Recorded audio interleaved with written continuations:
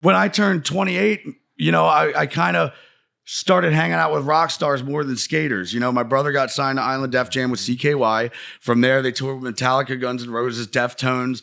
And then from there, you go to festivals and meet everybody. So when Viva La Bam happened, any request that I would have with a musician, whether it be Cradle of Filth, Billy Idol, Iggy Pop, Slayer playing the first day I moved into Castle Bam, whoever I want, I would get. So, you know, a lot of them like to party. Don't lie. It's a lifestyle that goes with it. So from skating, slowly turned to hanging out with all the rock stars that I looked up to, following their lead, and to go everywhere with such a recognizable face, and everybody tells me I'm the man. I'm like, yeah, I guess I am the man. So I don't need to skate today. Yeah, I guess I am the man. I'll just go to that bar and fucking drink all day because I'm the man. And then one day, like this, it just hit me. I'm like, who is this guy?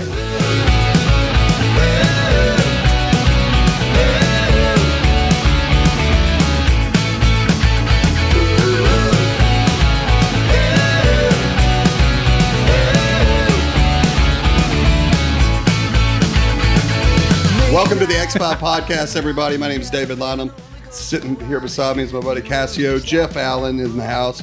Scott on tape here. What's up? Charlie Reese in the building. And our special guest, everybody, make some noise for him, the legend Bam Margera. Everybody. Margera. What's up, brother? How you doing? What's going on, man?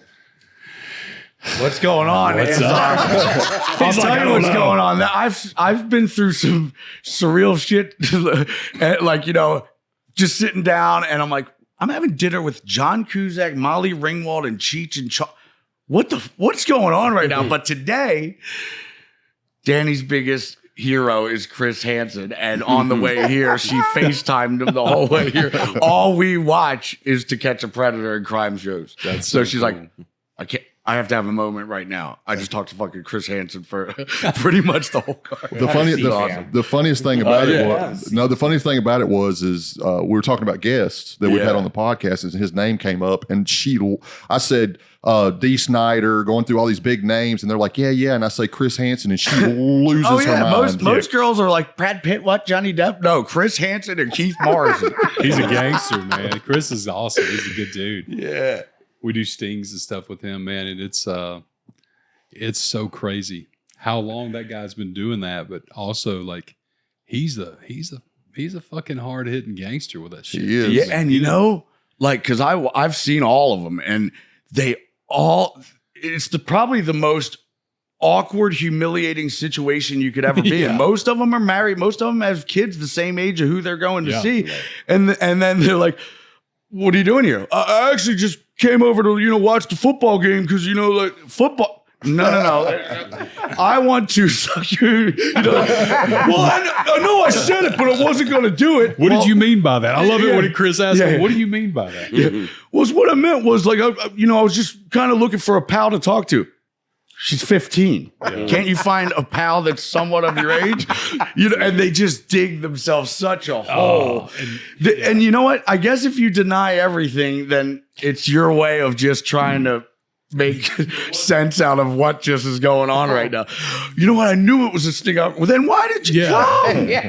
The ones that get me is I come over here to talk to her, to save her, to stop her from doing it. I was actually saving her from the creeps of what I see on the show. That's what I was doing. I was not a bad angle if you're a piece of that shit. She wasn't gonna be with any older person, you know, kind of like me. I was just checking up on her. But I think it's the longer that they're talking to Chris, they're thinking, oh, there's no cops involved. It's just this dude I have to talk. Maybe they haven't seen the show, so that's why they're digging a hole. Yeah, they're saying they think they can get out of it, but then the cops come. It's always their first time. I've never done this before, ever. And one kid, he was like, he got caught, got released the very next day, and the next day they didn't know who was going to show up. They're like, "It's you again."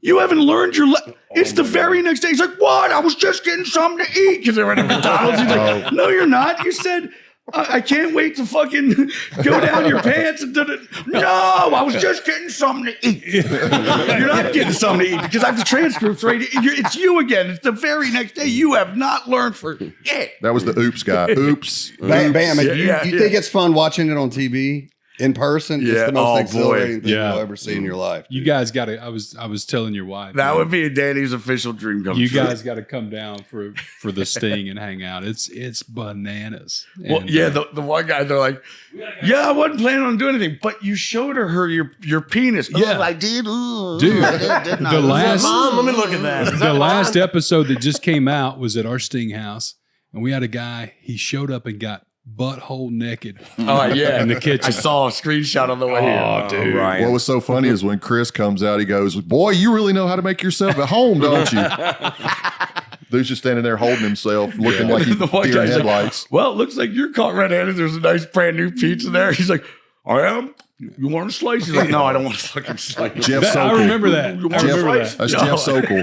The infamous Jeff Sokol that episode. guy was cocky. Jeff's got their name. Hey, man, I am a useless encyclopedia of Chris Hansen knowledge. You and Chris is about to get an apartment together. Timeshare. Holy shit. So what's going on? What's new? You freaking look amazing. Thank you. Look great. You lost a shit ton of weight. I did. Yeah. You know, when I was in the Guinness Book of World Records of longest Florida shuffle. If you don't know what that means, it means that when you get 5150'd in Florida, that you have to do 90 days. And when the interventionalist Steve Timmer knows that you have good insurance, they'll keep you there for fucking eternity. So first time, I'm 88 days in, I'm like, I'm getting out in 2 days.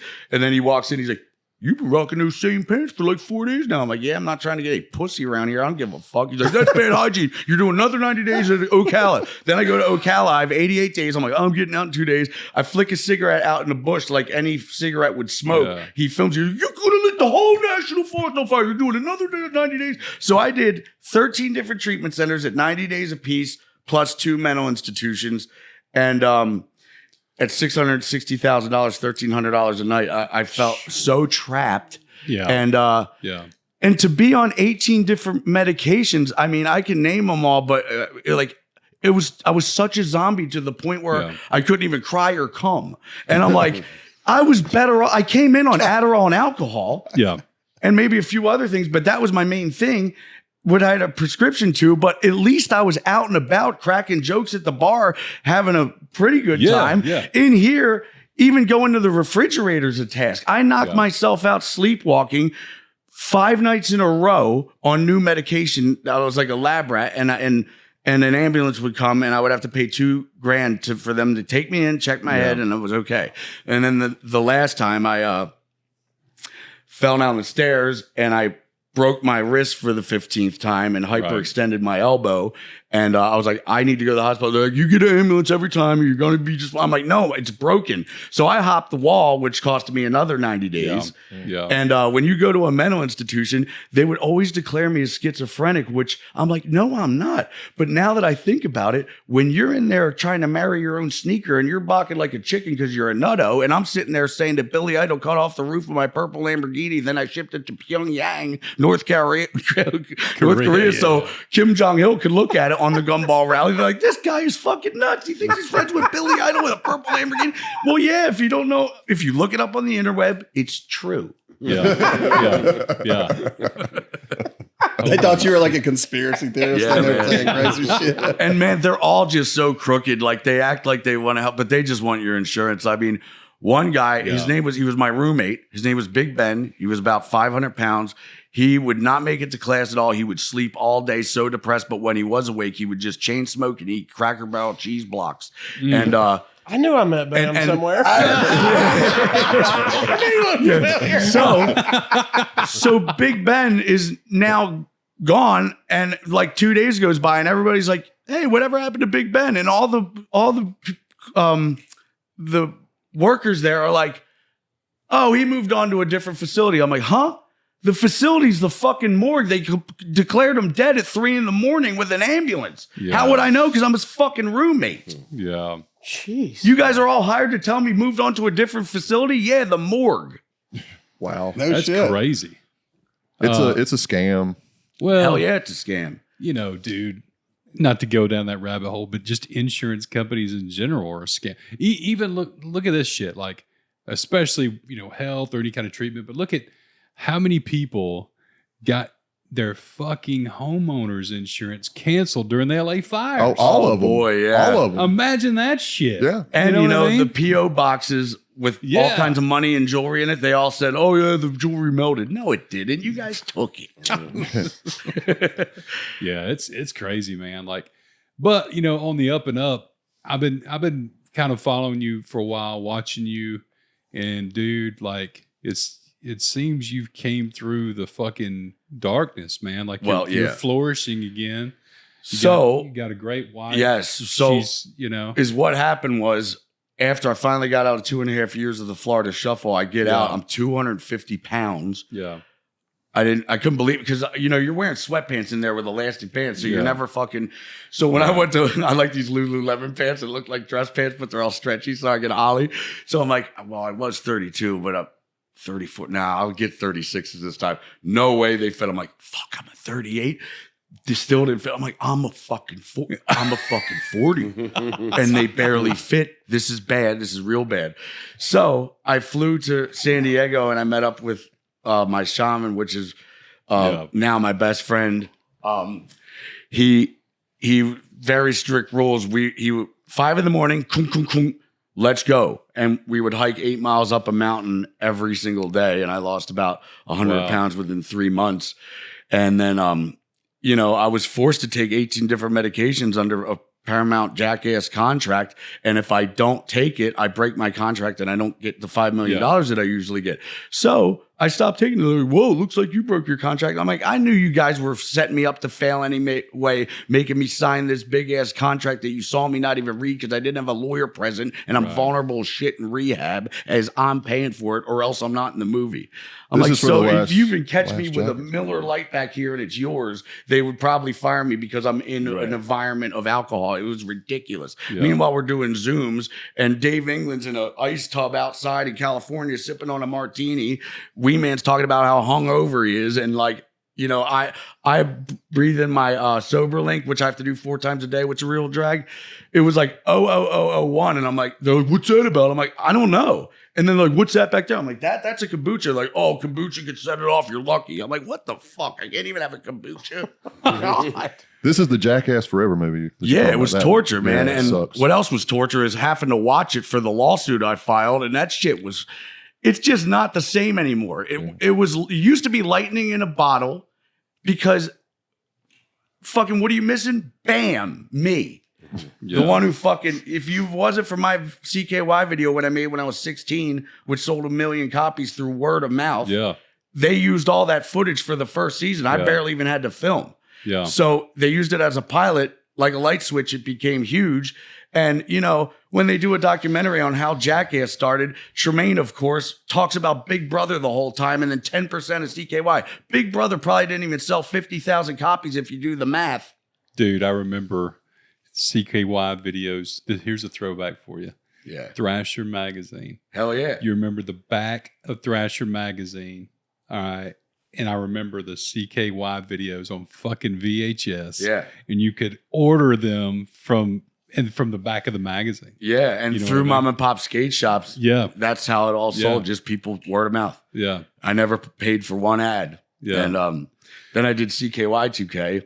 Yeah. And from there, because MTV didn't know Jackass would be so big, everybody's trying to get like Jackass merch and whatever, but they're like, why does Bam, who's not even the main guy, have all this stuff? T-shirts, chain wallets, sunglasses, hats, skateboards? Because I became pro with Element right before that, and boom, they were trying to print up all this Jackass merch, and they were just buying my shit in the meantime. I clocked mega bank with Element and audio footwear. I was the first skater to ever ride for Nike. When I was 17 years old, thanks to Remy Stratton from Volcom. But yeah, I already had all the sponsors lined up. And then from there was Viva La Bam, which was great because I was it was all my ideas. Yeah. We would sit around like this in a room and we'd all come up with ideas. But music, I got to pick, they would put in whatever. I'm like, you're putting in Lacrimus Profunde from Austria. That's what you're going to put in. And when I find a band with like mega passion. Music is my passion, so is skateboarding. But you know, CKY, my brother's band, they got signed to Island Def Jam, and then once I found him, because I love metal, and most of the vocals are just angry and shouty, like "I'm gonna punch you in the face," you know. And then when I heard him in 2000 in Finland, when I went there for a skate contest, fucking, you know, metal, but they're singing about love, which I never heard before. Like, I'm so in love with you, all sexy and shit. I'm like, this is a shit. And deep. So his voice was so fucking captivating to me. Yeah. Because he had that low register, but then he had that soaring mid and high register. And just their harmony, their vocal harmonies, and just for me, him was a perfect storm. Yeah. It's just fucking sick. And, you know, and I put the heartogram on my skateboard to help promote the band. I wanted everybody to know. And then it took off. Every skateboarder wanted to know what the symbol is and what it is. And then when they first did their first people started calling it. They were selling out shows. And then when Viva La Bam happened, I put a heartogram on my front door at Castle Bam. And then the label started to get kind of ticked off because, dude, everybody thinks the fucking logo's yours. I'm like, well, I'm representing my favorite band. You should be stoked on this. Yeah, people were calling it a Bamagram for a long time. Well, you know what? You could call it whatever you want because some dude from North Carolina was printing up heartogram skateboards, and you know, the Finnish label tried to put a stop to it, and I guess the judge says that you cannot patent a star and you cannot patent a heart. It's like trying to patent the plus sign. We need it for math. You know, you can't patent the equal sign. We need to equal something. You can't do that. So it's free reign for everybody. So, you know, there you have it. The heartogram is everyone's. Plus, it's the A in my new language I call Strigoi, and that's a B. And I could read it and write it faster than English because I was stuck in so many treatment centers. I had nothing better to do. Make up your own language. Man, we got a lot of mutual friends, man. It's fucking crazy when we sit down and think about it. Like, so you've seen Ralph and the guys here recently. Oh, yeah. Steel Panther. Steel Panther. I was with those guys when they were middle school at the Viper Room. And, you know, that club holds probably 100 people. And I already knew that they were the shit. But they went from middle school to metal shop. Yeah, then Steel Panther. So, and then they were selling out the Key Club. Every Monday for decades, like, that's hard to do. To get a new audience every time, or just diehard fans that keep coming back. Especially weekly. Dude, Ralph is like David Lee Roth and fucking Vince Neil combined with a phenomenal voice. And, you know, he's unbelievable. Unbelievable. He's, he's the whole band is. He's 84 years old, right?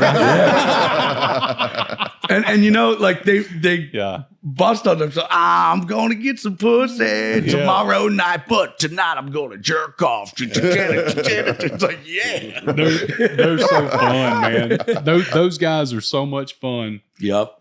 Because they are who they are in real life. Like, that's their personalities. Yeah. And Russ is just, you know, Satchel is just, he is fucking hilarious too. I mean, all of them, Darren, I mean, all those guys are such good people. Somehow, some way, I managed to pack the whole Steel Panther band in my Lamborghini as we drove to the Oh my God. That was done. Because you can barely even fit a skateboard in the trunk. You know, there's not even a soda holder in there. It's very tight. Shit, man. But I had a sunroof thanks to Billy Idol cutting it off, so we're all poking our heads out of it. Thank God, man. Yeah. He so Billy came and did Rebel Yell at an event we had out in LA in September. He came and hung out. And just he's another one that's just a fucking awesome dude. Completely. What a great fucking guy. Yeah, Danny and I are really good friends with him. We visit him every time we're in the same city. Last one was Calgary, Canada. Went up there to skate with my friend Stephen Decay and the Red Dragons, and went to go see his show. And you know, we get our time to kick it. It's just me and him time. It's phenomenal. You know, and that goes with, you know, same with Jared Leto and, you know, Brent Hines from Mastodon, Marilyn Manson. I went over his house this very month and dropped him off a painting. He's like, "You did that for me?" I'm like, "Yeah." He's like, "I'm making you one when you come back." I'm like, yes. Whoa. Dude, so you hold on a second. You paint? Yeah. So I love art. Yeah. So I gave Billy Idol one, I gave Ozzy one, and so my friend Billy Morrison, he plays. Yes. He's the other guitar player for He's Idol, right there behind you. Yeah, and so he did all these paintings in here, and then Paul Stanley just did a painting for me that I'm waiting on. You know, so I love art, and so yeah, you'll have to. I never really talked about it. I would just do it at my house, and then you know, when I was in treatment, there's this place called the Hobbit Hole at my house where I just kind of store shit, and I wasn't in there for 6 years. So when I opened it up finally, I either thought all these were lost, stolen, or whatever. But when I opened it up, I'm like, dude, I got like 400 paintings in here from 20 years of just saving them, and they're still here. I'm like, I need to have an art show. So we had a first pop-up Parrot Skate Shop in South Carolina where Danny's from, and man, these I mean, when they're nice and framed and shellacked, people get overwhelmed and think that it's man, I really like that, but it's probably too much. So they don't even ask the price. But then I have these little record bins that are 12 by 12s that you can just sift through, and it says $300 on it. And they're like, dude, this is such a bargain, when that one could be $500, you know? Yeah. But I painted this weird looking bird, and I wrote Folly Beach, live like Jimmy, because when I was driving around, there's all the spray paint say live like Jimmy. And I found out that he was like a surf legend that died or whatever. So everybody bought a live like Jimmy. It just boom, sold. So I'm like, babe, we got to do this again. So then we did it at Ybor City at the skate park in Tampa. They own a place called Bricks, and it's still hung up there now. And they're keeping it up till April when they have the Tampa Pro. Man, that's cool. Yeah. That is super fucking cool. You should do prints of those too, man.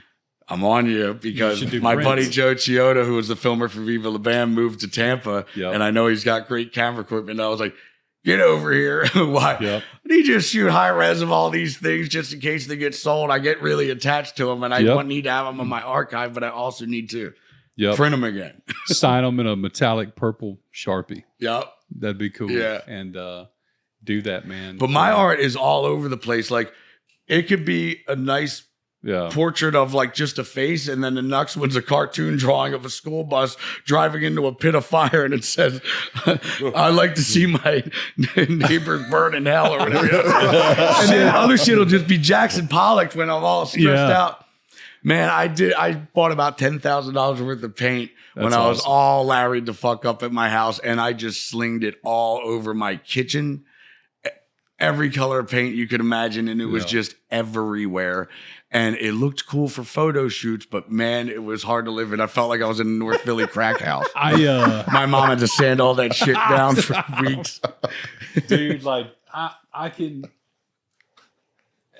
understand, like, talking to Billy Morrison about it. Like, it's such a cool creative release to paint. Oh yeah, you know, especially when you're too overweight from the pills and alcohol to skateboard, because that was my passion and outlet. And it's not like riding a bike. And the suckiest part is I don't know if it's the muscle memory that I know that's there that I don't have, but like I know how to do the trick. But when you're on a board and you're all top heavy, it won't compute.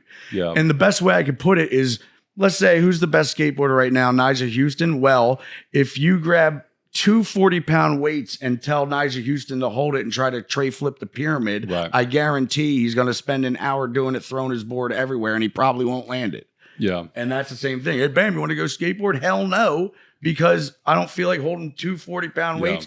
It's so frustrating and just but you're now though. Like, I was watching some footage of you now. Fuck, dude. Well, like, let's get into it now. So, checking into the Sunset Marquee in Los Angeles. That's my spot, dude. Realizing that I'm in 5 different legal matters that seem to be never ending, with legal fees of $40,000 a month for over a year. And it's just every day, it's just more bad news. And I was like, you know what? Haven't done meth in a while, but I'm going under that bridge to score some, and I have $1,000. I'm getting a shitload. And you know what? I don't fucking feel like waking up. God, if I wake up, fuck you, because it's time for me to die. I'm over all this shit. But if I do, fuck you. But you better deliver me the hottest eye candy with 8 cup tits and a tan pit bull to save me now. So when I woke up, I'm like, fuck, I'm alive. I'm going to the pool bar, and I ordered a Bloody Mary only to overhear, listen, I'm 43, Sicilian and Irish, born in Jersey, and I don't have time for that. I'm like, 43, that's me. Sicilian and Irish, that's me. Jersey, I was over the bridge of Fifth. Holy fuck, who is that red hot fuck piece? So I go over. Usually, I have to stir up some confidence, but I was like, don't care. So I sit down and I'm like, what are you? She's like, well, I'm a model. I won Miss Bikini 2022 in Miami, and I'm a stretch coach. I'm like, a stretch coach? The doctor told me my legs were like dry rubber bands in 2013 from alcohol abuse. Good luck trying to skate. Reach down to touch your toes, and I did, and my hamstring popped. I was out for a fucking year, which made me want to drink more. Yeah. And I told her that, and she's like, don't listen to that fucking idiot. I stretch you an hour a day. You lay on a table, and you'll be skating within, I forget what, but very quickly it was so noticeable to the point where I recommend every skateboarder needs a stretch coach. They have masseuses at the X Games and shit, which is effective, but you need to stretch. And I never did that on my prime when I was on top of my game in like, say, 2000. I would do it for a little. I'm like, I'm over it. Let's just go skate. Yeah. But now my legs are back to 100%. Wow. And I look forward to it. It hurts so good. And to notice so quickly from ollieing something, maybe like a foot, which I could barely do. Now I'll ollie over your fucking face. That's amazing, though. And how much weight? You've lost 100 a person. pounds. You've lost a person, bro. Like Steve always says you have to dive in head first when it comes to like sobriety. You can't celebrate on your birthday and have a beer here and there because it always winds back to what it is. And I get that. But with her, it was pretty simple. With Danny, she goes, look, here's your ultimatum. I don't drink. I don't do drugs. And if I catch you doing it, I'm going to rip your fucking dick off and throw it in the river. So it's my poussoir or the vodka. And I'm like, shit. I really like vodka, but I'm definitely going to pick the fucking option. So a year went by easy. No drinking, no nothing. Yeah. Skateboarding is my medication. And good for you, man. Yeah. And then the only time what happened was she saves animals. So we're having a layover in Detroit. I love that. And she's like, I got to go to White Plains. They're going to put this dog down for no reason. And look at it. I'm like, all right, do what you got to do. I have to drive to West Virginia to do a podcast. And she's like, can you do this alone? You've gone a year. I'm like, yeah, I don't see why not. Well, of course, knowing me, 2 days into it, I'm lost, frustrated with a dead phone driving in circles in this small town outside of Pittsburgh. And I just look across the street. I see her beer mill. I buy 3 twisted teas. I crack one open, call her instantly. And I say, you need to come and get me because I'm going to wait at this fucking post office with the car running until you get here. Yeah. Cop pulls up. He's like, are you the Michigan plates that's been circling the neighborhood? I'm like, yeah, because I'm lost with the dead phone. He's like, is that an open container? I'm like, it is. So DUI parole officer says we need to talk. Well, that talk turned into hands behind your back, taking me to prison without even telling Danny. She's like, where is he? He's like, oh, he's already in jail. Yeah. What? So then I get into the jail, which is fucking, I can look out the window and see my house. So I'm like, oh, there's the dog's probably going for a walk. So anyway, so they put me in general pop. And no, everybody through they're heckling me, not in the way that they want to kick my ass. They're more like, yo, babe, you ever been to a P&D party? Let me get Johnny Knoxville number. What was it like fucking Jessica Simpson? Like, you don't belong here. You're going into solitary confinement. I'm like, fuck. My friends always say that really sucks. It's a white room with nothing in it but a toilet, left with you, yourself, and I with your thoughts. And I thought I was getting out 2 days. I was in there for 8 fucking days. And it breaks your fucking mind down so hard to the point where that shit cured the fuck out of me when I get out, because I was like, babe, I'll never do that again. So if anybody has an alcohol problem or a heroin problem, pill problem, whatever your problem is, if you put them in the hole for 8 days, I guarantee whatever they're going to pick up, hey, if you do that, you're going to do that hole again. I'm not doing that anymore. I am done. Yeah. Straight up. And on the 4th day, the guy mopping found out it was my birthday. So he slips under this little thing on the door. I'm like, what the fuck is that? I grab it. It's a Withers toffee caramel. And I'm like, bless his heart. Yes.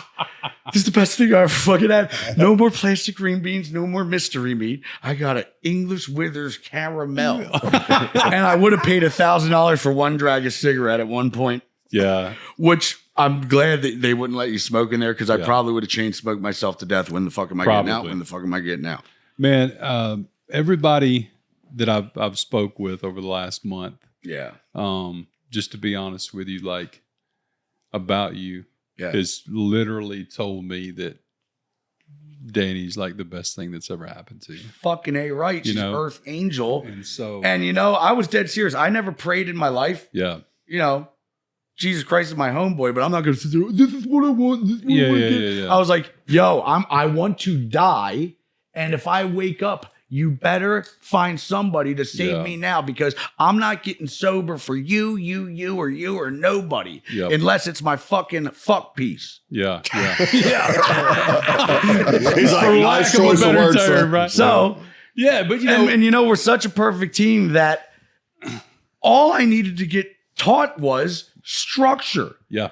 Because when I never had a 9-to-5 job in my life, I don't have a boss to tell me what to do, I don't have a bedtime. Yeah. So if I'm hanging out with you guys and I'm having a good old time, we'll do it till the sun comes up. Yep. If I'm painting, I'll do it till the sun comes up. If I'm editing, I'll do it till the sun comes up. Whatever I feel like doing, I'll do it till the sun comes up. She's like, I don't care if you're with fucking Iggy Pop jerking off Bon Jovi with fucking Yellow Wolf where you're going to bed. It's 10 o'clock and that's time. Yeah, but I'm fucking, I just heard the Nicky Six. Nope. Bedtime. And it works. I wake up so refreshed, ready to skate. I am not sick of the hangovers, man. I would wake up, I'd throw up blood and some bile, and then I'd get my hot tea starring Jameson with, just to cure it. And then off to the races. But, it was such a vicious cycle. Like, oh man, I feel like shit from alcohol. But if I have a beer, I know I'll feel better. Wow, I feel kind of better. If I have another one, I'll feel even better. Wow, I have another one. If I have another one, I'll feel even great. And then at high noon, you're fucking back to square one, waking up hungover shit, and it's just over and over again. And it's a cycle, man. To dive in head first, like Danny, I will do this for you. Yeah. And me and Phoenix. Good for you though, man. And I knew it was time, but it's very hard to tell a millionaire what is rock bottom because most people that are at rock bottom are homeless with no money, trying to steal something to get more food or heroin or food. So, what's rock bottom to me? Everybody wrecking my Lamborghinis and Audi R8s and Porsche Panameras and Hummers and Range Rovers. Well, this is the thing, dude. You've worked your ass off and you deserve everything you've got, right? And the success you've had, it comes through fucking hard work. But you've had it since you were so young. Yeah. What does that attract? I didn't make any money till I was 30 years old. I'm 45 now. Yeah. And I have to deal with it even in my life. I can't imagine dealing with it in your life because that attracts so many people that are trying to be in your circle to benefit. And I would let everybody in my circle to the point where it just fucking bursted. Yeah. Yo, let me take down your number. Yeah, you babe, gotta come over with 18 people. Yeah, sure, no problem. And now I have a very tight circle. Mm-hmm. And Danny just sums it up in a heartbeat. She's like, so what do you want to do? You want to have dinner with Jim so-and-so? Well, who's Jim so-and-so? I don't know. He just wants to shoot the shit. You don't have time to shoot the shit. No. And you're not doing nothing for free. So tell him he could wait. Yep. So what are you going to do today? Well, I'm going to go skateboard with Jake Wooten and Jake Alardi, who are in the Olympics. That's a great idea. Yep. You got to surround yourself, man, with positivity and good people. Because if you don't, but then you're held up as kind of like the figurehead, and all these people are just trying to, and vultures. And that happens to everybody that is in that, has any kind of success and fame and all this stuff. Well, I could tell you what stemmed from all this. Yeah. I didn't even drink until I was like well over 21. Didn't do drugs until I was like 25. Didn't start smoking until I was fucking 28 cigarettes. You were sober all through Jackass. Yeah, because you can't do a 15 stair 50-50 on a handrail being drunk. You can't balance. And I'm a professional skateboarder and I didn't want to jeopardize any of that. Right. So anytime anybody was going to some high school party getting fucked up doing naked inverted keg stands, I never went, nor I was invited. But on the weekends, I would go straight to Love Park in Philadelphia and skate with the pros. So when I turned 28, you know, I kind of started hanging out with rock stars more than skaters. You know, my brother got signed to Island Def Jam with CKY. From there, they toured with Metallica, Guns N' Roses, Deftones. And then from there, you go to festivals and meet everybody. So when Viva La Bam happened, any request that I would have with a musician, whether it be Cradle of Filth, Billy Idol, Iggy Pop, Slayer playing the first day I moved into Castle Bam, whoever I want, I would get. So, you know, a lot of them like to party. Don't lie. It's a lifestyle. It goes with it. So from skating, slowly turned to hanging out with all the rock stars that I looked up to, following their lead, and to go everywhere with such a recognizable face, and everybody tells me I'm the man. I'm like, yeah, I guess I am the fucking man. So I don't need to skate today. Yeah, I guess I am the man. I'll just go to that bar and fucking drink all day because I'm the man. And then one day like this, it just hit me. I'm like, dude. I looked in the mirror. I was so sick of looking at the fucking mirror. I'm like, who is this guy? You know, like. When was that? What? Oh man, I would say probably 37. It was right around 2013. I couldn't get out of bed unless I took a handful of Adderall and Jack Daniels with some hot tea and, you know, whatever else I could find. I'd be fucking looking on the rug for crumbs at times. And it got real bad. And you know, I was doing it alone, which goes to show, like, I'm not even meeting you guys at the bar anymore. Yeah. You know, I'm doing it in a secret. And, you know, I did not want to skate. And any kind of anything was not, I didn't see a point to it. Yo, Ben, you want to go bowling? And for what? Grabbing a ball and throwing it down a thing and then hitting some pins? Yeah, dude. Right. You want to go shoot pool and do what? Fucking hit a white ball to that ball and let it go in? Yeah, I won. Or I lost. Who cares? Want to play volleyball? No. I don't want to hit a ball back and forth to see who drops it first and then you get a point. What the fuck is the point? So, I have found no passion in anything except getting fucking Larry to fuck up on alcohol. So to forget. And, you know, with my racing thoughts, I would go to bed and I would just stare at the ceiling all night being like, what kind of skate ramp could I build that nobody's ever built before? What kind of skate trick could I do that's so unique that no one's done yet? What kind of jackass stunt that hasn't been done yet? And it just goes on and on and on. And alcohol slows down my racing thoughts and I could finally just chill and relax. And also is just boredom, you know? Yeah. That's what I'm saying. If I was in solitary confinement, I'd lose my mind, not having a pen or paper or anything to read. Yeah. But if you gave me a 6-pack of ice cold beer, I'd be like, I'm chilling. You should be like, well, it's actually time for you to go. No, I'm not going anywhere until these are done. You know, so it killed my boredom. Tell me this, man. How's Phil doing? How's your dad doing? I mean, he's great. He's in some kind of catch-22 situation with his weight. So he's the guy now that you'll see at the grocery store driving around one of those carts. Why? Because his leg hurts. Why does his leg hurt? Because he's carrying around fucking 400 pounds. That's why. And if you're going to be in that cart driving around to get more unhealthy food, it's going to hurt even worse. Yeah. You need to fucking shut up and walk around and lose the weight. Just but walking. my knee hurts. Yeah, from being on the cart and not being active. Yeah. So other than that, he's great. But you know, that's hard to. It's just. I remember when you and I know what you were doing. You were trying to embarrass and shame him to get in shape. You'd be like, he's talked himself in that mowing the grass on a riding lawnmower is exercise. You remember that shit?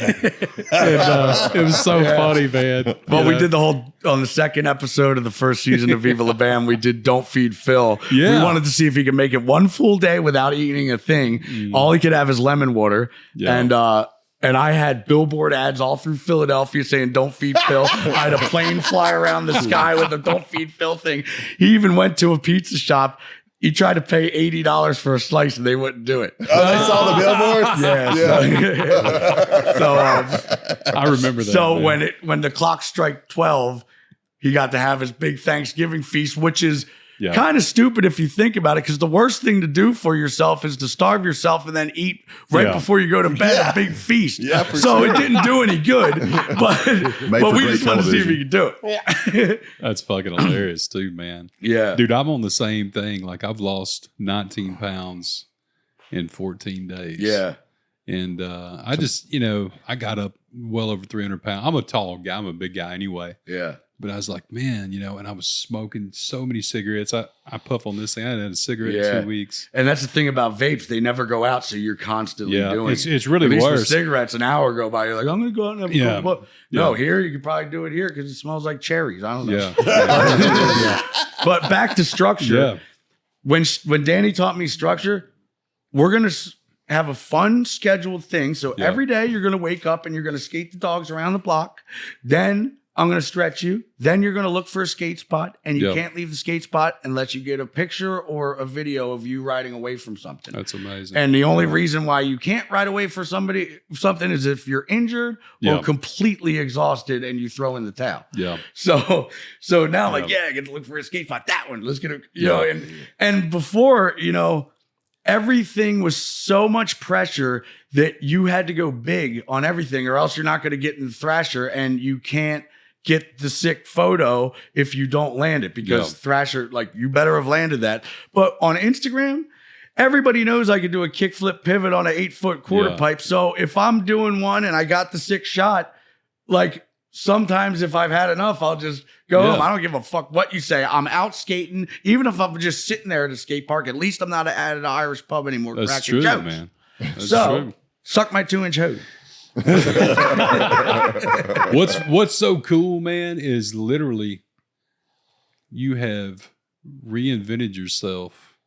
Like, you're just hearing you talk, like you're full of life again, like confidence, like because you've always been a fucking intelligent dude and a good business mind. Yeah, I was just so fucking over everything. I just did not find a point. Dude, there would be times my phone would be ringing. I'd be like, who is it? Oh, it's Tony Hawk. Oh, who is it? It's Jared. Fuck, I don't want to answer that right now, because I don't want to be like, you can tell when it's like, hey, man, how you doing? Yeah, I'm doing good. No, you're not. Yeah. And that's the thing. Fucking. Yeah, you're living in that guilt. You're Johnny Knoxville was the worst at it. He'd be like, so how you doing? Not like, hey, man, how you doing? Oh, I'm doing good. He'd be like, so how you doing? I'm like, oh, I'm doing pretty good. Yeah, you want to keep telling yourself that? And then, now that I think of it, the reason why I'm not doing good in Knoxville is because I had to stop jumping down big shit because I got bone spurs in my feet and I didn't know why. And it doesn't hurt to walk or run. It hurts to jump down things. Yeah. And these are my money makers. That's what I do. Yeah. So when I was surfing the TV one day, I come across a Viva La Bam episode for 5 years old, and it's Ryan Dunn revving his motorcycle in my house at 5 a.m. I come out to see what's going on, and I step on all these sharp tacks. And when I show the camera, I'm pulling them out. I'm like, bone spur, tack, bone spur, tack. Knoxville ruined my fucking moneymakers. You know what? Get into a bare knuckle boxer ring with me, and I will fuck you up like Sandman. You know? Like, and he won't even give an answer. Oh, I got bigger and better things fixed for, or he just won't say anything. Answer the fucking question. Conor McGregor owns 30% of it. We talk all the time. He wants me to get in the ring. I'm down to do it. I will fuck you up. Are you chicken shit? Because if you double dog dare Knoxville to do anything, he's going to do it. Why triple dog dare you? Let's go. So is there a friendship with Johnny now? Hell no. No, not at all, eh? I spent all this money signing this fucking contract that made no sense. Well, it was a death waiver. Yeah. So Knoxville, you sign your death waiver, get into the fucking ring with me, and you're going to be leaving in a fucking ambulance. Butterbean lives right down the road from here. I love Butterbean. He's right here, man. We can go over there. He can train you for however long, few weeks. Bam training with Butterbean. He's got a boxing gym. Butterbean's got a boxing gym right down the road. Well, he's a jackass, right? Yeah. When he knocked out Knoxville, What holy about the shit! documentary you've been working on that you started? Yeah, there's one out there that you have nothing to do with, but you've been working on one for like 8 years, right? I'll sum up this. Okay. So, 14 terabytes of BAM archived footage, which my friend, the Dern brothers are pro skaters. Destin Dern, I was going to pay somebody $20,000 to do all this. Find that YouTube clip, find me going into my pool with a limousine, find that one clip from 411 Video Magazine's episode 61, that kickflip that I did in San Francisco. He had it all. I'm like, what? You just did? He's like, just through time, I knew one day the day would come. So I have it all. But that means if you hit play now on 14 terabytes, it would play for a month and a half before you hit stop. So I had to try to make a month and a half worth of footage boil down to a 2-hour movie. Right. Yeah. Which fucking is impossible. Mm. You know, if you watch this interview, you got to watch the whole interview. You can't use a minute's worth. It won't make sense. It turned the whole movie turned gray. I had to put it back and I just let it sit. And Joe DeVito, who directed all the Viva La Bam episodes, was talking to Lionsgate Viceland. So they bought all the 14 terabytes. I'm like, you guys can take a crack they're gonna at do it. something with I it? should have done a 1 hour, 16 season episode if I had half a fucking brain. Yeah, now that's what they're doing too. Instead of just one and done. Yeah. I mean, you do what you want. You know about the shit more than I do, but I wouldn't do just a single I would do a series. Right. Yeah. You have to. You And also, me editing myself, that means I want to make myself the way I want everybody to see. That's right. So I'll show me being the man, but I won't show me pissing my pants at the fucking bar. That's true. All naked and shit or whatever it is. Yeah. So it needs to be somebody else. Like, man, we got to tell the truth. We got to show that clip. You do? All right, do what you got to do. You know, Tom Green, his documentary just come out and he directed and produced it himself. That's his own. And he kind of visits that with his parents, talking about, she goes, well, you're doing it yourself. Doesn't somebody normally need to do that? So it tells the truth of all aspects. And won't that make you just look good yourself? And he goes, yeah, I'm probably going to, still make myself look right. Well, I mean, in a nutshell, it's kind of like, Yeah. let's just pick a random person. It's kind of like Brad Pitt editing a movie of himself called I'm the Man. You know, who directed it? Oh, dude. Well, who edited it? Me. Yeah. And what's it about? Me. What's it called? It's called I'm the fucking man. Yeah. What? It's a working title. It's a fucking working title. It's a working. I mean, Brad Pitt, you are the man. I filmed with you, and I got a tattoo that says Brad on my fucking pit. But you can't be making movies about yourself called You're the Man. It doesn't work that way. That's why I don't know if I want to spill the beans on this, but Jared Leto is brilliant because he directs all his 30 Seconds to Mars video, but he goes by alias Bartholomew Cubbins. I'm like, who fucking is Bartholomew Cubbins? These videos are epic. He's like, it's just me. I just don't want to use my own name on my own band. It's just weird. I'm like, rock and roll. Yeah. And I love how eccentric that fucking name is. Bartholomew what? Cubbins.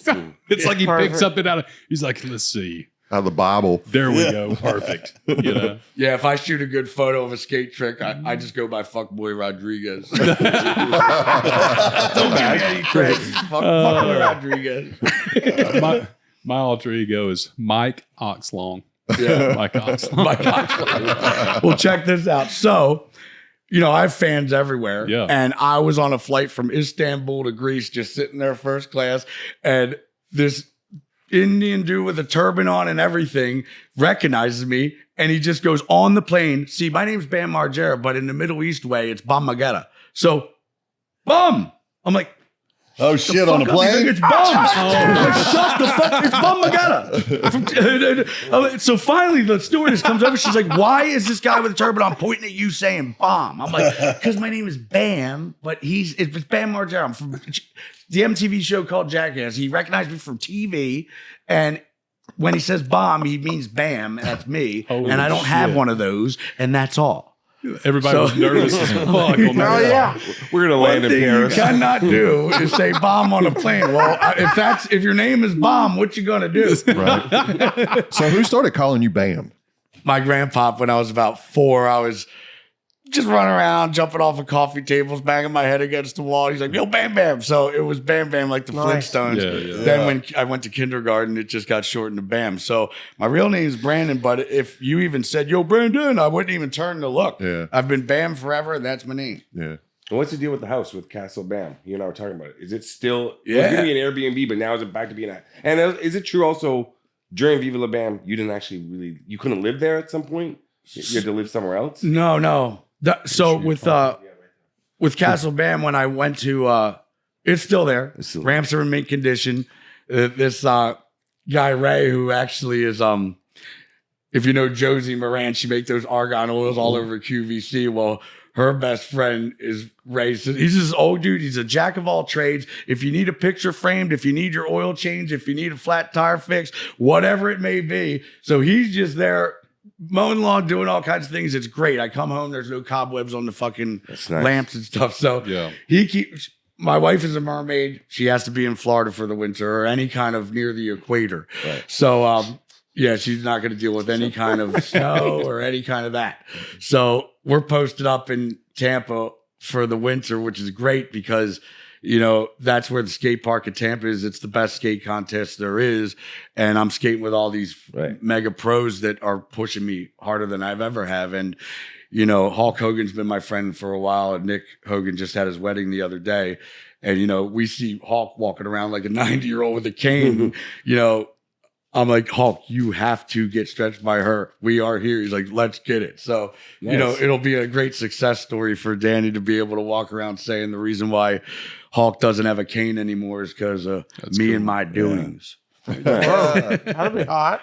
But man, she had all these rich ass clients in West Palm Beach area and like mostly golfers, man. They throw their backs out doing whatever. But so this rich dude, super nice, tipped her like double. One day he just shows up drunk from a golf game. He's like, what do you say you stretch this dick? And she's like, no. Stretch this dick. Wow. Yeah. That's holy shit. Could he have meant something else by that? I guess not. Yeah. No, that's it. What did you mean by that? What did you mean? It's tight. That's pretty direct. So I have a quick question. Who do you have in frame with you all of a sudden? Oh, this is baby. She just popped into frame. I'm sure everybody's like, what? Where'd the dog come from? Well, you know, Danny's animal rescue. We just rescued a little, we named him Noah, 5 months old from the Milton hurricane.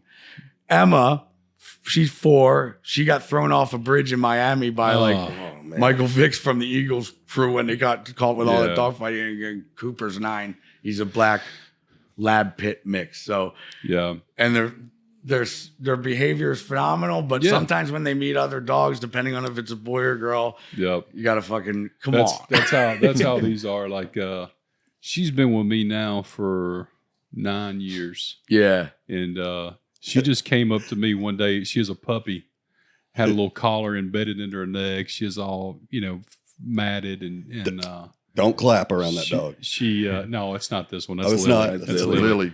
But yeah, so I rescued her, and she just got in the truck with me, been with me ever since. And then our other dog, Lily, somebody abandoned her at a bridge. Yeah, she's still a little skittish. You know, Cooper has like mega PTSD. The old 9-year-old black dog lab pit. Yeah, if he hears a firework or any kind of gunshot or siren, I think I don't know the full story, but he must have heard a gunshot, and then, but. Man, when it's 4th of July or fucking New Year's, we are fucked. Yeah. It doesn't matter if we are 30 miles into the woods. You'll hear that shit in the distance and shake like a motherfucker. Yeah, we always give them their little, we call them their little puppy Xanaxes. It's trazodone, dose for dogs. Oh, I've seen me take that in treatment as well as my program. Zyprexa, Depakote, lithium, Latuda, Vistarol, Vivitrol, Vyvanse, fucking Seroquel, Contrave, Metformin. All the suppositories, all of them. They boofing those things. Got that prison pocket full. That's fucking gross. But and you know what? Now that it's done and over with, like there's some funny shit. I don't even know how I could say this, but there was this motherfucker named Kyle. I couldn't stand him at the time because they told me because I'm me and I go into treatment, I don't have to have a roommate. So as soon as they talked me into going there, he's like, hey, what's up? I'm your roommate, Kyle. I'm like, motherfuckers, you know, what am I going to do now? I already signed up to be here. Kyle. So he goes, so I heard you're from Philly. I'm like, yeah. He's like, you ever heard of Newark, Delaware? I'm like, yeah, it's 15 minutes from me. I'm on the border of Delaware. He's like, you know that 7-Eleven? I'm like, I don't know, Kyle, maybe. Why? He's like, I used to ride my bike past there. I'm like, great story, Kyle. Can you tell me that one again? Fuck you, Kyle. Fucking hell, I gotta live with your ass for 90 days. I gotta hear this story Jesus, 1,000 more tap dancing Christ. And he would not own up. He would not own up to anything. I'd be like, Patrick, you took a minging ass shit in the toilet and you didn't even flush. Well, it's not my fault there's no toilet paper. I'm like, yeah, it is. Go find some. No, I mean, Patrick, you just Look at the dishes, you filthy slob. Why didn't you clean up? Well, it's not my fault. I was cooking a hamburger. Yeah, it is. Clean up the dish. Then I'd be like, Patrick, the ashtray's right fucking there. You just put your cigarette out on that wicker chair and melted it. He's like, well, it's not my fault I'm smoking a cigarette. Yeah, it is. Like, you can't take accountability I love for this anything. guy's speech impediment. Yeah, also he misses him. You can tell that he misses him now. Hold on, wait. We have a surprise. You know what? We have a surprise for you today. Kyle, Come on in. You know, in a weird fucking way, I miss his ass just because it's just so absurd. You know, I don't know if you guys have been to treatment, but there's this thing called a coin out. When it's time for you to go, we all pass a coin around, and it's pretty much, hey, Josh, I just wanted to say it's been a pleasure hanging out with you, and I really wish you luck on the outside, and I hope, even though I want to see you, I don't hope I see you back here. And then you pass it on. Kyle would be like, you know, with the Mexican wall with Biden and, you know, people jumping, Britney Spears, you know, oops, I did it again. I mean, oops, I hope you don't do it again and come back here because Batman, you know, he always had his wingman Robin and, you know, back in Kazakhstan and almost in the, shut the fuck up, Kyle. Just where are you going with this? Just tell him. I'm old age in this damn place. We're working on 20 minutes here. I think we got to get Kyle on the podcast. Kyle sounds like we got to book this guy. sounds like a fucking Can you great get us in guest. touch with Kyle? Please. And you know what? I'm not even making this shit up. I remember he went from the Mexican wall to Biden to Britney Spears. Like, yeah, with the Mexican, well, you know, with the people hopping the Britney Spears, you know, with the oops, I did. I'm like, where? Kyle, where are you going with this, man? Can we wrap it up? This wouldn't make sense to anyone. Jesus. Kyle, if you're out there listening, he misses the shit out of you. Look. I wouldn't say the shit out of him, but I do. There's a little thing there that I'm like, man, where's Kyle? I feel like I wasn't laughing at the time, but now I'm like, it was fucking hilarious. Boy, I could tell a story, couldn't he? Send him a message on Instagram. So Steve-O, you know, he's a buddy of ours and stuff. And he was excited because I told him, I was like, because he's a big cold plunger and all this stuff. And he got me into it. And Blue Cube, I'll give you guys a shout out. They built me a cold plunge. And I think maybe if you decide, you might see it. So we do like a cold plunge challenge here at X5. So people that come in, if you do 3 minutes, I give a $1,000. I mean, bring it on. Oh, okay. Because with the shaman, I would do 2 minutes, and I feel like that would be my limit. I was very excited to get out, so I've never done 3 before, but that last minute could be that feel like it would be. I have a video to play you. If it's okay with you, and it's from Steve-O, and he just wanted to say a few words to you, and so I'm going to play it real quick for you. Yo, Bam, it's Steve-O, and man, I feel like I owe you an apology, man. I've heard you say at a public level that you feel that I pushed sobriety on you, and man, it's not supposed to work that way, and gosh dang darn it, you're right, I did, and I should know better than that, but in any case, it's cost us our relationship. Now the only way I can speak with you is through intermediaries like this, but at least I get to speak to you directly in this case. You know, my only excuse is that I care about you and I wanted to help you. I wanted to see you as happy, as healthy as possible, and you know, I got it wrong. So I'm sorry that I pushed sobriety on you like that. And it's not me pushing the cold plunge on you, but I love that it's happening, man. My man Charlie, he's a dear friend of mine, he's gonna give you $1,000 if you can last 3 minutes in the cold plunge. It's a big deal, man. Anyway, dude, I fucking love you. I miss you, and yeah, that's all I got. Great, I mean, I love Steve-O, you know, but he's right. Yeah. You know, when I would go visit him, I know that whatever I'm going to tell him because he always says, what's your plan? You got to have a plan. If my plan, which almost was this, so what are you going to do today? Well, I'm going to go on a Zoom meeting of AA as I'm driving on my way to a real AA meeting. Then I'm going to stop at church. Then I'm going to go work out. Then I'm going to go skateboard. And then I'm going to go to my home group at night.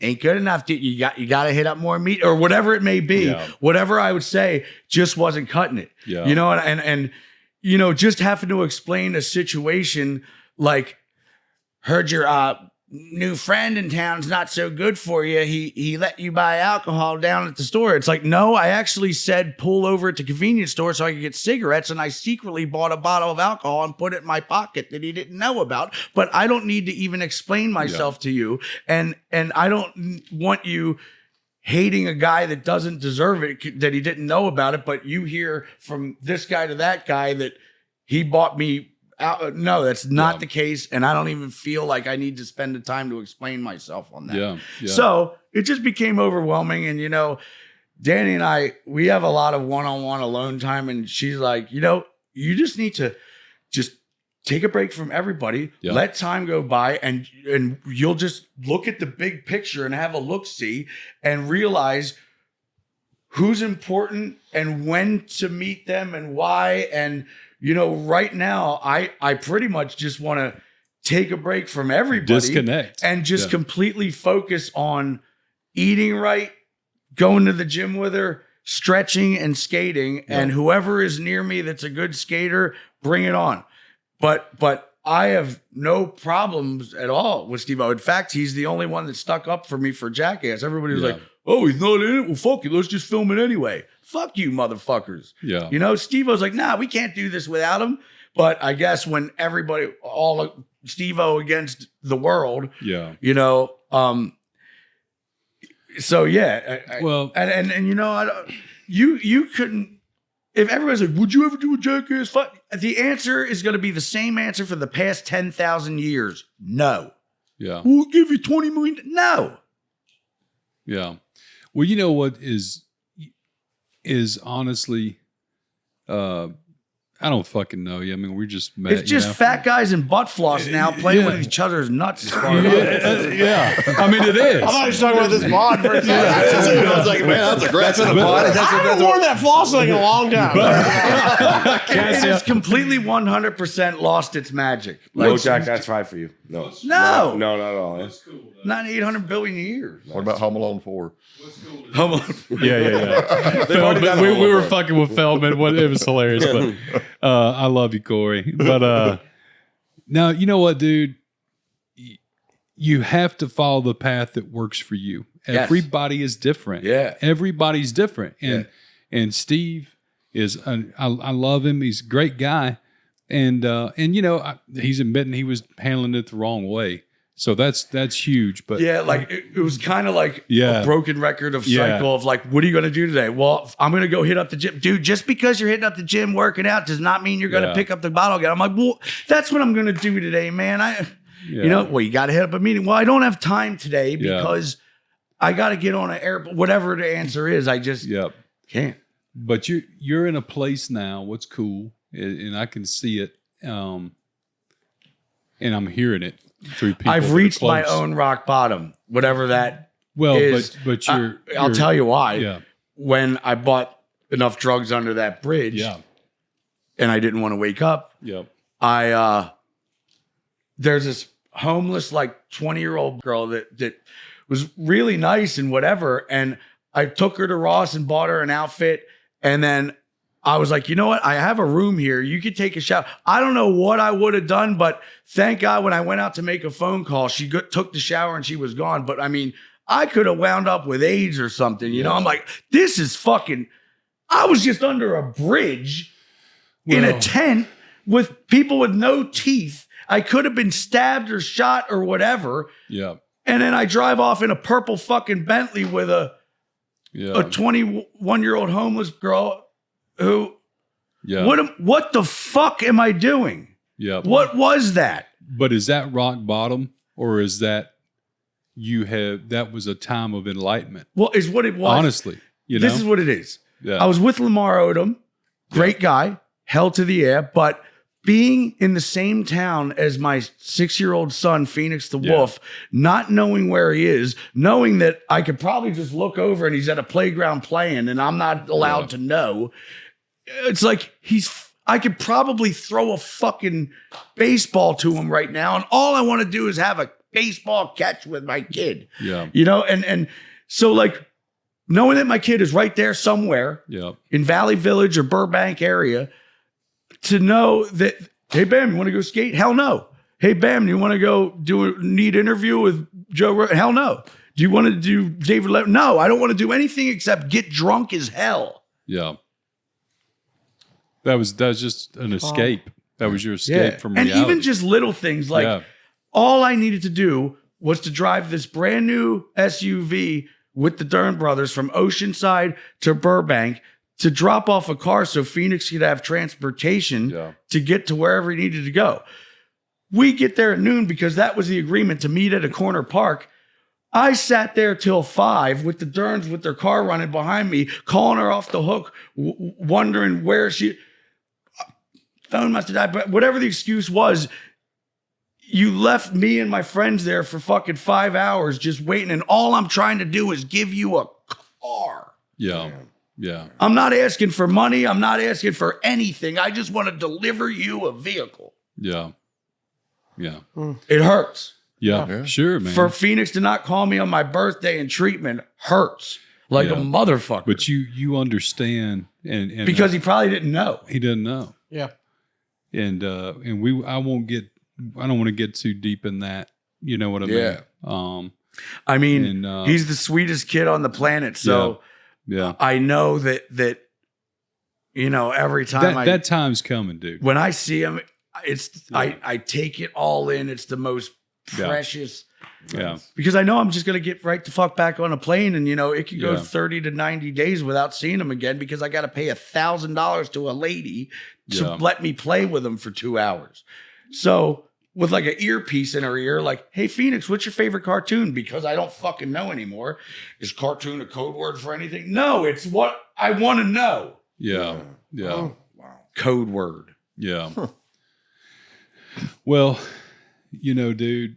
He turned 7 on Christmas, and now it's finally working out. The fucking legal bills are coming to an end.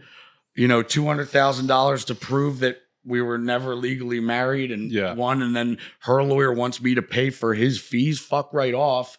You know, like, yay, I won. No, I didn't. You guys won, lawyers, because you all made $200,000 off of me defending myself. They always do. So now that has come to an end, and you know, they have nothing to hold against me anymore about getting, you know, drunk in publicness, whatever. Like, you know, you could obviously tell that I have had it with that life. Yeah. I didn't know what to do when the sun went down. When the sun's down, I'm like, let's go to the bar. Yeah. That's just what we did. Sure. Like, to be at home and watch a movie, it was absurd to me. It's just something I didn't do. Was it with you? And this is now we avoid it. Oh, she's a great cook. We just sit at home. She cooks for me. Watching Chris Hansen marathon. She stretches me. I got a real problem, you know, because when we're in the house alone, she doesn't like to wear clothes. So like she stretches me in the nude. You poor bastard. I mean, I no longer feel sorry for you. Man. You took me down. Sorry, man. Hold on. No, dude. But like I have become besides going out skating and, you know, doing fun things like this, like the bar is the last place I want to be. Good now. For you, dude. That's It amazing. just switches like that. And I never knew if and when it ever would. Man, you know what I mean? There's one point where this biker shook my hand in town. He's a, you know, biker dude. Yeah. And he would always give me a bag of boog shug because that's just the way it was. One time it stung my nose. I was like, yo, that's some weird shit. He's like, oh, because it was speed. Well, so now I'm like, yo, give me more of that. Give me more of that. There was a point where I'm like, I'm doing it like on the hour, every hour, to the point where I'm looking on the rug in case I drop some crumbs. And I don't even know how in the world I'm going to stop doing this because it was as much as addicting as a cigarette. Like when I get off a plane, I have to have one. Yeah. You know, and as what it took was going into 5 seizures, 20 minutes apiece, where on the 5th one, Naveed, the shaman, took me to the hospital, and I woke up 8 days later on life support with a tube down my throat with COVID and pneumonia. I was on the brink. When I came to, the nurse was crying because she didn't think I would make it, and nurses aren't supposed to show emotion. And, that was right when I met Lima. I'm like, is that fucking helmet, or are you putting oleander in my tea or some shit? Yeah. Are you somehow benefiting off of the death of Bam? Because, I was his guardian and we tried. Now my name is out there. Yeah, well, you changed your name 6 times, you shady fuck. Well, speaking of Lima, we were talking about this a minute ago, that documentary that's about her. What did you think about that? That Curious Case of Bam? Well, the curious case of me not knowing the fuck it was. Well, editors, when you got a clip to a photo of Brittany was out of her mind, of course they keep clipping to her like this. Yeah. So, but it should have been called The Curious Case of Lima because they barely showed me in it, but I'm very happy because I did not know what to expect.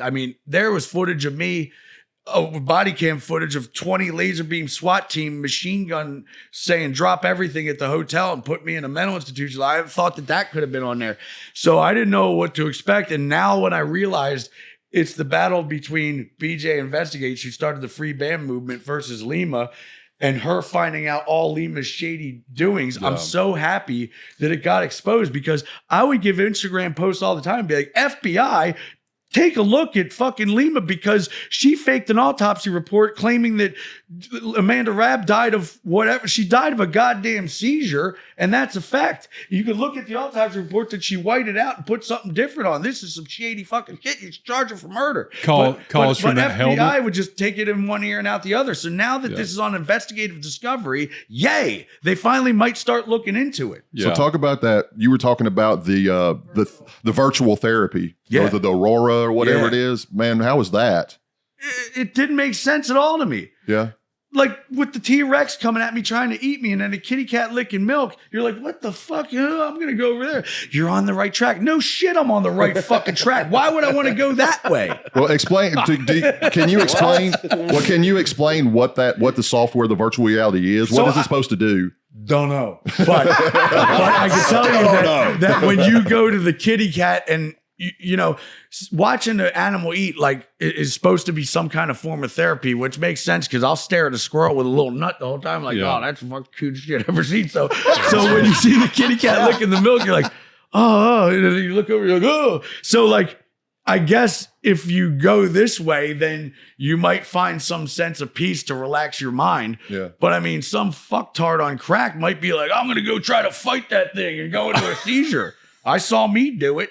So how happy? Not during the helmet, but as soon as I met Liam, I started having seizures left and right. So how happy? Clockwork Orange shit. Shit. Well, how happy were you when BJ Investigates decided to start the Free Bam movement? I don't know, because I wasn't allowed to look at it. You don't get internet and treatment. And Lima always said, there's this Free Bam movement thing. Do not look at it. Don't even get tempted. I'm like, well, I guess I won't. So finally, when I got out, I just randomly scrolled across a minute's worth of her. I'm like, that makes perfect sense. Then I watched the whole thing. I'm like, yes, she has bought every body cam footage, every 911 call made of me or for me or to me or whatever, and got to the bottom of it. Yeah. And I asked her, why? Are you trying to clock bank? She's like, no, I just want to get to the bottom of it. She's a lawyer. Yeah. So she knows how to do the investigation stuff. Yeah. Well, she went to law school, so she knows the drill. Yeah. Yeah. Oh, she's not? I thought she was a lawyer. No, she is. She just doesn't practice. She says in the documentary that she took the New Jersey bar. She did. Yeah. She may have not practicing lawyer. But I guess she does better on her podcast. So she does well. Yeah. She got a very popular YouTube channel. I'm a dumbass. I have no fucking clue who the fuck you guys. Yeah, I don't BJ. I'm like, I have no idea. She's got a pretty cool YouTube channel. Dude, I've got to where when we moved out here, I'm so out of touch with shit. To be on, have a podcast and all this stuff. I don't know who most I have no clue. He's just a simple country boy. Yeah, I'm like, oh fuck, I got to leave the house today. That's how I am now. One thing I don't understand about country is if you listen to lyrics to Billy Cyrus, don't tell my heart, my achy, breaky heart. I just don't think you understand. When you listen to the words, you should be crying, but there's motherfuckers out. doing the dance for don't tell me. I'm like, why are you dancing to this? You should be very upset.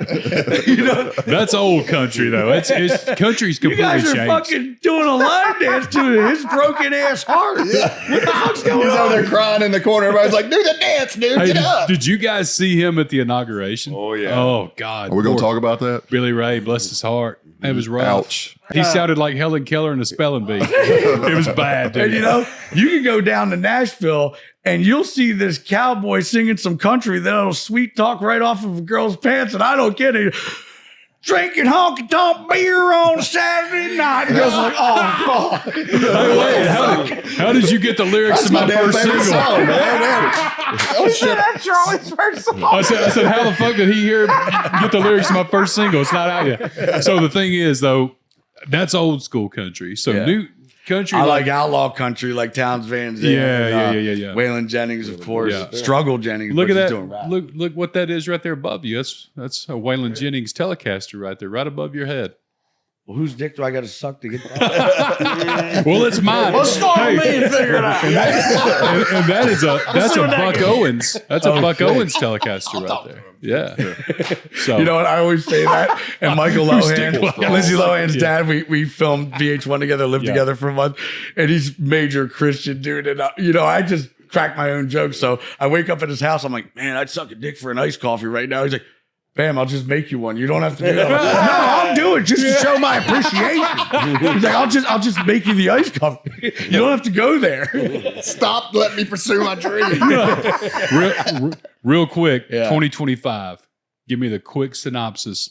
What's the goal? What's your goal? What are you hustling for? Working for? Goal 2025? is, marriage is about compromise and teamwork. Yep. And, we already, the whole thing's all mapped out. I'm going to skate my fucking ass off again. The only thing that's going to stop me is an injury. Yep. And other than that, we're working on the shit with Lionsgate with Joe DeVito with the 14 terabytes. I'm filming with Gaston from Skate Tales with Red Bull. He does that, but we're also doing a thing with Viceland. And, from there, make sure I see my son as much as possible. Yep. Anytime I get a call, I'm going there. But other than that, I could be in any town ever as long as you got a fucking backyard mini ramp or some kind of skate ramp. And she must have a Planet Shitness nearby. AKA Planet Fitness. So gym and a nice cozy pad, must have a pool and a hot tub Gotta have. because you just have to. So as long we could be anywhere on the planet, and I like it, home is home, but to go out not knowing what new skate park I'm going to find, I always find something unique to do. And I'm always we pull up to Cherokee, North Carolina. There's fucking 3 people there, middle of nowhere. By the time 30 minutes happened, the whole town was there. They must have been like, speed dial on everybody on my phone. Bam is here. So it's just 300 people. It turned into a fucking Tony Hawk demo. We got you staying literally 2 blocks from the skate park right there in Birmingham. Sick. So We got to go get you a board. Yeah, we got to yeah. go to Faith and get you a and board. then, dude, I'm not taking no for an answer. When it warms up, it's still cold here right now. When it warms up, you guys gotta come back, spend a week here in the summertime. 100%. It's so much fun. I love it. And we'll have a good time. And Yeah. dude, this is my total vibe, man. Yeah. I used to think that these long nightclubs and being up all night, Yeah. that was my thing, but that is the last thing that I want now. I want to be in the woods with the puppies, having a cookout with the backyard mini ramp. the apartment will be built probably by the time you guys come back. Yeah. The lot next to us is mine, and I'm building a big pool and hot tub area, and then a big garage, and then above it's like a 2,200 square foot just cool apartment for guests, because there's so many LA folks that come here during the summertime. I could see why. And we're trying to get them all migrate here. yeah, so we just all have a good time, and what's you got cool, the Aaron running grocery store Yeah. G-Wagon. You got Yep. the long trip G-Wagon. He's really you got trying to the get people out here, S55 too. Mercedes for yep. Yeah, This will I be wouldn't South find any Hollywood. reason to leave had I had the invite. So, now you know how with music, how I have mega passion when I find like nice goth bands that have what it takes that soothe my voice, such as 69 Eyes, Him, all that, whatever. Well, everyone.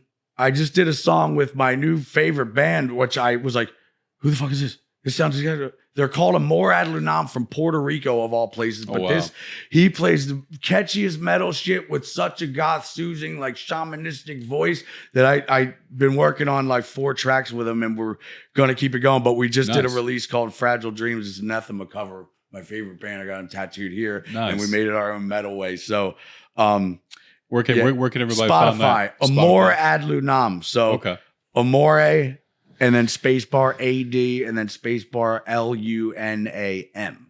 And it means to love a woman in Latin or something. But rock and roll to them. Fuck yeah, man. So I'll be flying back to Puerto Rico, back and forth to be handling these tracks with them. And, you know, we just saw Yngwie Malmsteen, Hulk Hogan. In Florida, I took him. yeah. Man, he was pulling that whammy bar like it was a cock or some shit. So I played this Heads of the Road cover we did with Judas Priest that he wants to get involved in. And so does Navarone, Priscilla Presley's son, and Brent Hines from Mastodon. We're all going to start doing some rad shit. That's fucking badass, man. Weiss was telling me about Mark Weiss. Yeah, that's my boy, man. Hell he was telling me about you guys down there. Yes. And you took our wedding photos that y'all have me, and I'll show you a couple of them. Oh my gosh, I love you, Mark. By the way, we've been my shooting favorite since guy, man. Since 2008 or something. Yeah, and he's Is it cancer really? free. He is cancer free, so dude. it's amazing. Oh, wow. He called me literally the next day because he had 2 bouts with it, right, and his bladder cancer. So he called me. He come down with it. He got it mid last year. It was summertime. Him and Mikkel called me to tell me it was horrible news. And then it went into remission for a little while, and then it came back, and now it's like it's gone. You know, so I took her up to Red Bank where he lives because her dad lives right near there. And I set up a photo shoot. She had a wedding dress on and everything. And I see what Mark, with his directing with girls, like, I need you to put your hand here. I need you to go to... She just walks in like, He's like, Bam, where the fuck did you find her? I don't even have to say anything. First timer, you're not going to believe it. You know what? I always shoot 100 to 300 photos and I find like 5 good ones. Yeah. Well, I shot 333 photos of her and all 333, I can't even pick a good. They're all fucking, I don't know what to do. That's amazing. That he took that photo right there of Motley Crue and his sign and numbered. Ozzy Osbourne, Twisted Sister. And the Billy Idol went over there. Billy Idol. Mark Weiss and Iggy Pop with me. Yeah. With me and Iggy Pop in robes, basically naked in my bed, having bed breakfast at the fucking Lowe's in Philadelphia. He's got some epic shots of me. That's amazing. Dude. I love that guy. Such a good dude. Dude, thank you guys for coming in, man. Yeah. Before we do this cold plunge, I'm going to have to call up the shaman wizard Naveed, a.k.a. Mahatma Gunji, and have him put my mental state of mind to not give up on this. It's all in the breathing, and I'll go over that with you off camera. Yeah. And honestly, once I show you this, I'm going to be a real puss if I give up. I can't.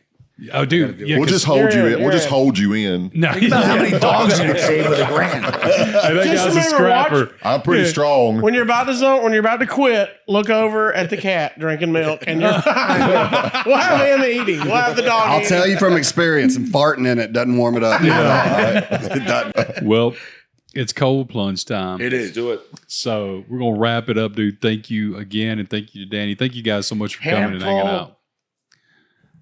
Courage Kiss, Mahatma Gunji, Mindframe, Om, we get it done.